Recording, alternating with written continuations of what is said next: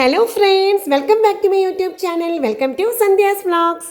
നമ്മൾ ഇപ്പോൾ ഉള്ളത് കമ്പത്ത് തന്നെയാണ്. ഇത് കമ്പം തേനി ട്രിപ്പിൻ്റെ ലാസ്റ്റ് പാർട്ടാണ് കേട്ടോ. നമ്മളിപ്പോൾ വന്നിരിക്കുന്നത് കമ്പത്തിന് ഒരു അടിപൊളി റോസപ്പൂവിൻ്റെ തോട്ടത്തിലേക്കാണ്.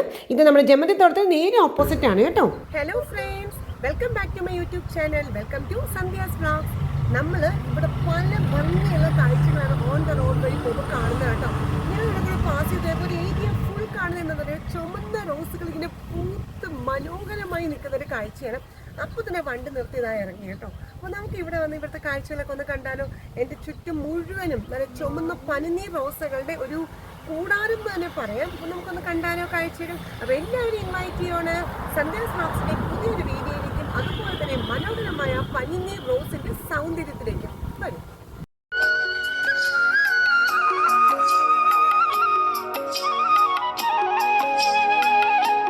നമ്മളിവിടെ കാണുന്നത് കണ്ണെത്താൻ ദൂരത്തോളം റോസപ്പൂക്കളുടെ ഒരു മായാ ലോകം എന്ന് തന്നെ പറയാം. നല്ല പനിനീർ റോസാണ് ഇവിടെ വിടർന്ന് നിൽക്കുന്നത്. ഒരുപാട് ഏരിയയിൽ ഈ പനിനീർ റോസ് ഉണ്ട് കേട്ടോ.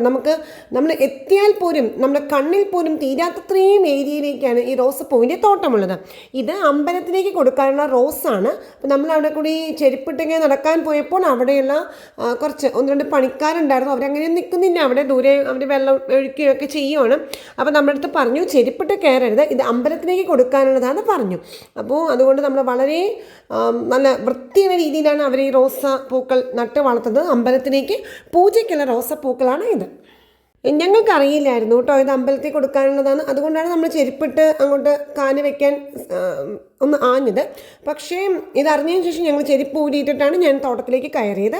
നല്ലൊരു അനുഭവം തന്നെയായിരുന്നു നമുക്ക് ഈ ഒരു തോട്ടത്തിൽ നിന്ന് ഉണ്ടായത് കേട്ടോ. എന്തൊരു ഭംഗിയാണെന്നറിയോ, കാണാനുള്ള ഭംഗി, അതിനുപരി ഒരു ദൈവികമായ ഫീലിംഗ് കൂടി എനിക്കിവിടെ നടന്നപ്പോൾ ഉണ്ടായത്.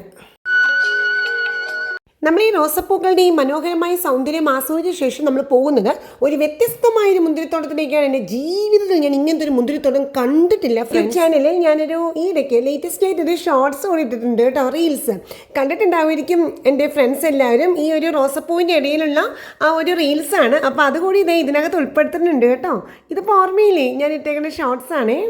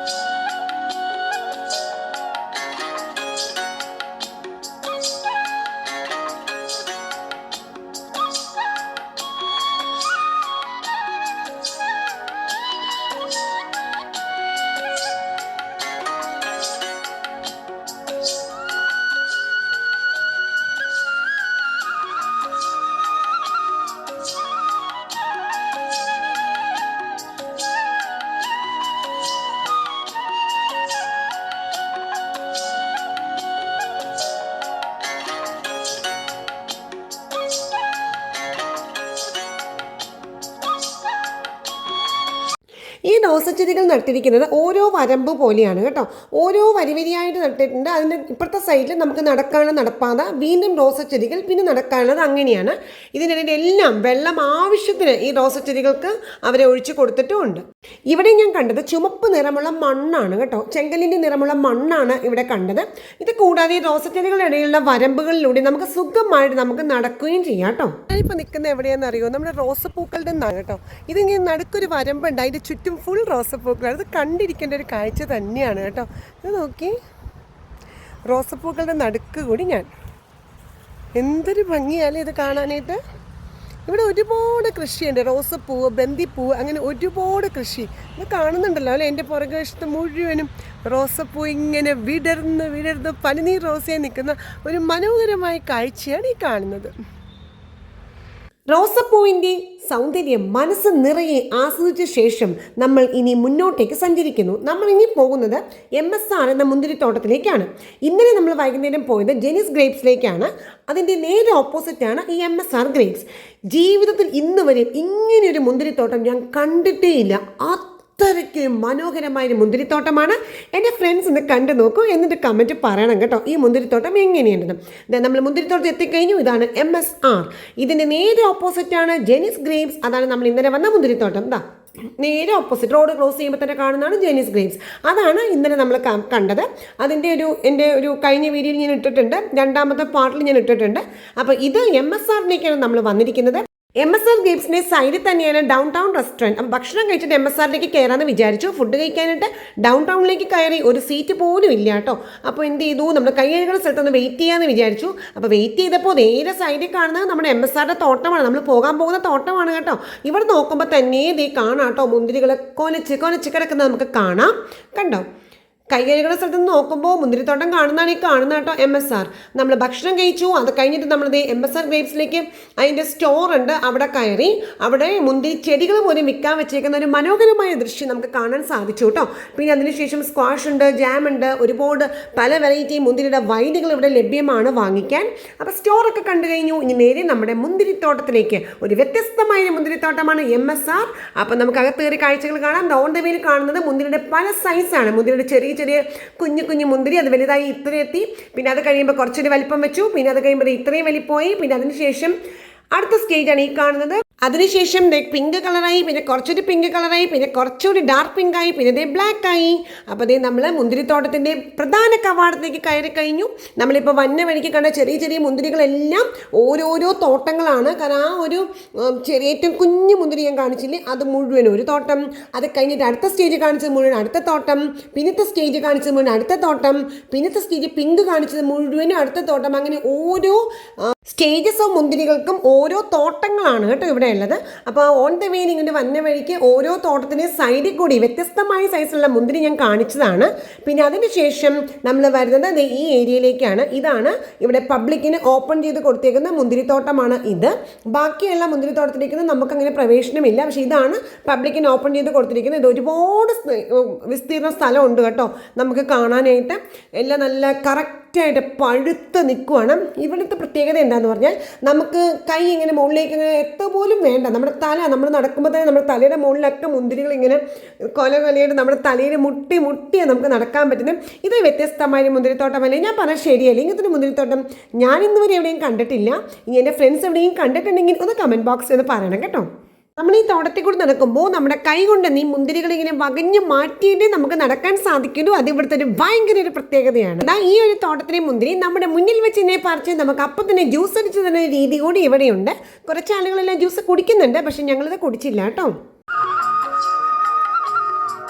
മുന്തിരികൾ അങ്ങനെ കൊലയായി കാച്ച് പഴുത്ത് കിടക്കുന്ന ഈ ഒരു സ്ഥലത്ത് കൂടി നമ്മുടെ തല മുട്ടാതെയുള്ള ഈ നടപ്പുണ്ടല്ലോ, അത് ഭയങ്കര രസമായിട്ട് എനിക്ക് ഫീൽ ചെയ്തു കേട്ടോ. നോക്കൂ, ഞാൻ മുകളിൽ നിന്ന് ഇങ്ങനെ എടുത്ത ദൃശ്യമാണ് ഈ കാണുന്നത്.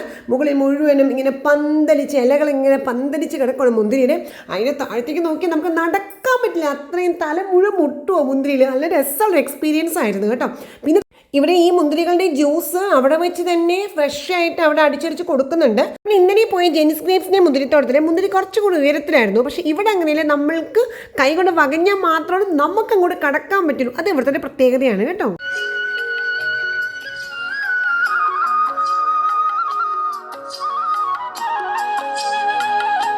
ഒരുപാട് കപ്പിൾസും അതുപോലെ ഒരുപാട് ഫാമിലീസും ഇവിടെ വന്ന് ഈ ഒരു മനോഹരമായ ദൃശ്യത്തിൽ ഫോട്ടോ എടുക്കാനും വീഡിയോ എടുക്കാനും എല്ലാം വരുന്നുണ്ട്.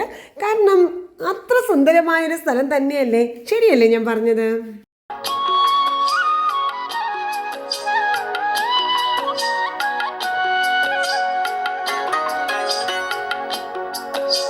ഞാനും ഒരു നല്ലൊരു റീൽസ് എടുക്കാൻ മറന്നില്ല കേട്ടോ.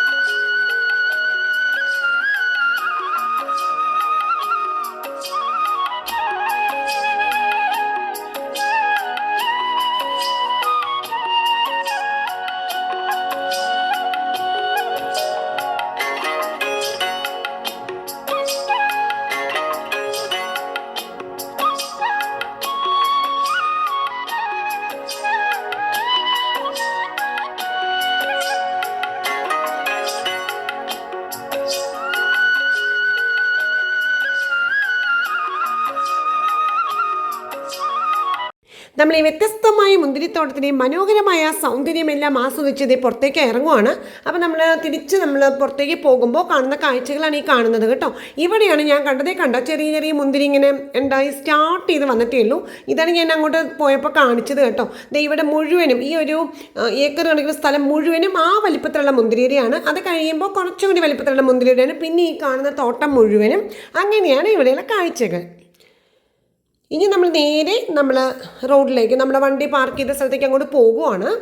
അപ്പോൾ ഇങ്ങനെ ഓരോ സ്റ്റേജസിലായിട്ടാണ് മുന്തിരികൾ കേട്ടോ. ഒരു ചെറിയ കാച്ച് തുടങ്ങുന്ന മുന്തിരിക്ക് തന്നെ ഒരു 5-6 ഏക്കർ ഉണ്ടാവും. അത് കഴിയുമ്പോൾ ഈ വലിപ്പത്തിലുള്ള മുന്തിരിക്ക് അടുത്തൊരു 5-6 ഏക്കർ ഉണ്ടാവും.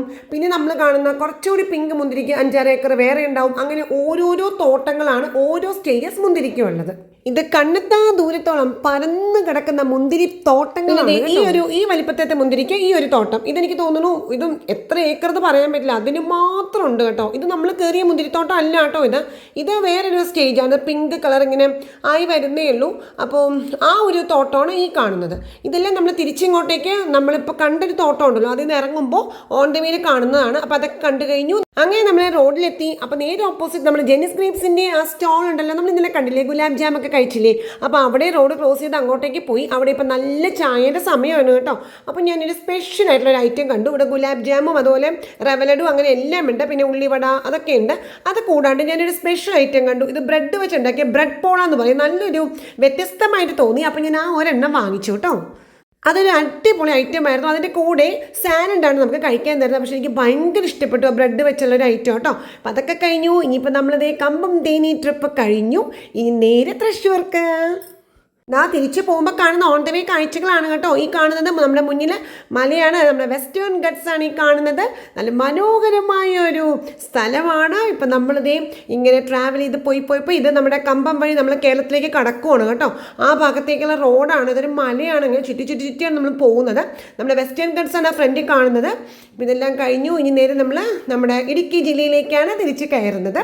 അപ്പോൾ ഓൺ ദ വേയിൽ ഇതൊക്കെയാണ് കാഴ്ചകൾ. അപ്പോൾ ഈ ട്രിപ്പ് എല്ലാവർക്കും ഇഷ്ടപ്പെട്ടിട്ടുണ്ടാവും എന്നെനിക്ക് ഉറപ്പാണ്. ഇതിൻ്റെ ലാസ്റ്റ് പാർട്ടാണ്, അതായത് പാർട്ട് 4. അപ്പോൾ എങ്ങനെയുണ്ടായിരുന്നു നമ്മുടെ വീഡിയോ? ഇഷ്ടപ്പെട്ടോ?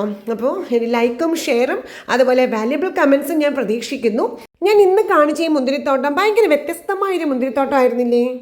ഞാൻ ഇങ്ങനത്തെ ഒരു മുന്തിരിത്തോട്ടം എൻ്റെ ജീവിതത്തിൽ കണ്ടിട്ടേ ഇല്ല. അത്രയ്ക്ക് ഭംഗിയുണ്ടായിരുന്നു കാണാൻ, ഇല്ലേ? അപ്പോൾ നിങ്ങൾക്ക് എല്ലാവർക്കും ഈ ഒരു മുന്തിരിത്തോട്ടം ഇഷ്ടപ്പെട്ടിട്ടുണ്ടാവും എനിക്ക് ഉറപ്പാണ്. എല്ലാവർക്കും ഇഷ്ടപ്പെടും കേട്ടോ. കാരണം നമ്മൾ നടക്കുമ്പോൾ നമുക്ക് നടക്കാൻ പറ്റില്ല. ഈ മുന്തിരികൾ ഇങ്ങനെ വകിൻ്റെ കൈകൊണ്ട് മാറ്റിയിട്ട് നമുക്ക് നടക്കാൻ പറ്റുള്ളൂ. അതാണ് അവിടുത്തെ ഒരു പ്രത്യേകത എനിക്ക് ഫീൽ ചെയ്തത് കേട്ടോ. അപ്പോൾ ഇതാണ് നമ്മുടെ കമ്പം തേനി ട്രിപ്പ്. അപ്പോൾ ഈ 4 വീഡിയോസും എൻ്റെ എല്ലാ ഫ്രണ്ട്സിനും ഇഷ്ടപ്പെട്ടിട്ടുണ്ടാവും, അതുപോലെ ആസ്വദിച്ചിട്ടുണ്ടാവും എന്നുള്ള ഒരു ഉറച്ച വിശ്വാസത്തോടു കൂടി ഞാൻ വൈൻഡപ്പ് ചെയ്യണം. അങ്ങനെ നമ്മുടെ സുന്ദരമായ മനസ്സിൽ എന്നും തങ്ങി നിൽക്കുന്ന കമ്പം തേനി ട്രിപ്പിൻ്റെ സമാപന ദിവസമാണ് ഇന്ന്.